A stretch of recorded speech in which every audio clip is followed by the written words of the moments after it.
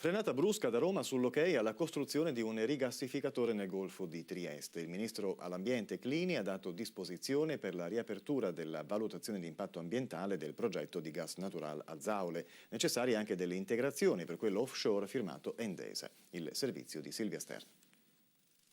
Dopo una prima debole frenata la scorsa settimana alla costruzione del rigassificatore firmato Gas Natural Azaule, ora Roma ha una posizione ancora più decisa. Il ministro all'ambiente Corrado Clini, infatti, ha disposto la riapertura della procedura sulla valutazione di impatto ambientale per un supplemento di istruttoria.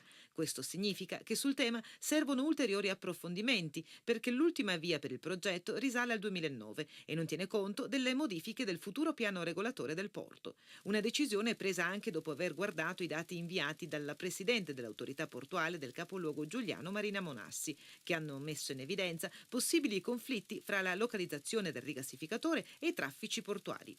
Il ministro Clini ha predisposto le integrazioni anche per il progetto di Endesa, che prevede un rigassificatore offshore al largo del Golfo. Per questo secondo progetto bisogna tener conto anche dei vincoli derivanti dalle regole dell'Organizzazione Internazionale Marittima, che impongono la creazione di una vasta zona di margine rispetto alle acque territoriali slovene. Ricordiamo che proprio ieri il Comitato Esteri del Parlamento sloveno ha detto no a qualsiasi progetto di questo tipo nel Golfo di Trieste.